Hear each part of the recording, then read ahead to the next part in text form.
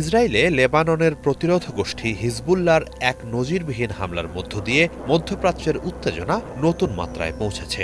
১২ই March রাতে ইসরায়েলের উত্তর ও মধ্যাঞ্চল লক্ষ্য করে ব্যাপক হামলা চালিয়েছে এই গোষ্ঠী।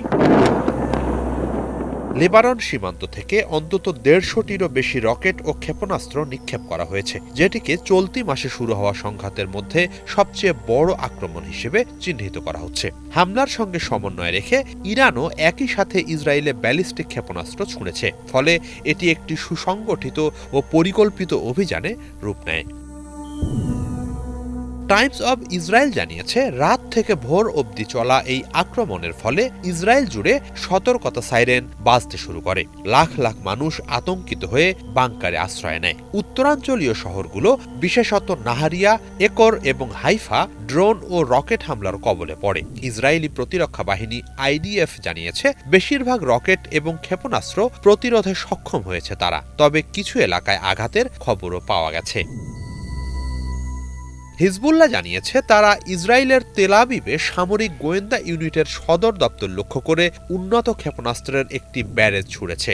একই সঙ্গে ইরানের ইসলামী বিপ্লবী গার্ড বাহিনী আইআরজিসি নিশ্চিত করেছে যে তারা হিজবুল্লাহর সঙ্গে সমন্বয় রেখে এই আক্রমণ চালিয়েছে, যাতে ইসরায়েলের প্রতিরক্ষা ব্যবস্থাকে বিভ্রান্ত করা যায়। হামলার তীব্রতা এতটাই ছিল, গ্যালিলি থেকে শুরু করে হাইফা পর্যন্ত এবং সীমান্ত থেকে ৫০ কিলোমিটার ভেতরের বিভিন্ন জনপদেও সতর্কতা সংকেত জারি করা হয়।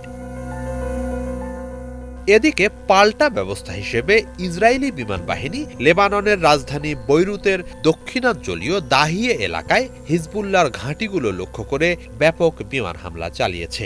আইডিএফ জানায়, তারা হিজবুল্লাহর কমান্ড সেন্টার এবং অস্ত্রাগারগুলো ধ্বংসের লক্ষ্য নিয়ে অভিযান পরিচালনা করছে। সামরিক কর্মকর্তাদের সতর্কবার্তা অনুযায়ী হিজবুল্লাহ আগামীতে আরও তীব্র আক্রমণ চালাতে পারে এবং লেবাননের পরিস্থিতি পূর্ণাঙ্গ যুদ্ধের দিকে ধাবিত হতে পারে।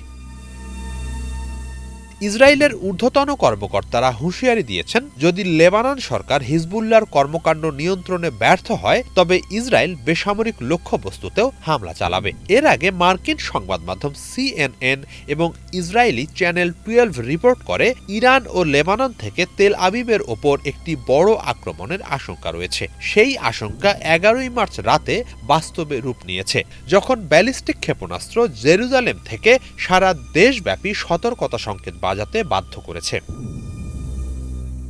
লেবানন থেকে আকস্মিক এমন জোরালো আক্রমণ ইসরায়েলের নিরাপত্তা পরিস্থিতি নিয়ে নতুন করে প্রশ্ন তুলছে। এর মধ্য দিয়ে ইসরায়েল লেবানন সংঘাত দীর্ঘমেয়াদী ও জটিল পর্যায়ে প্রবেশ করছে বলে আশঙ্কা বিশ্লেষকদের।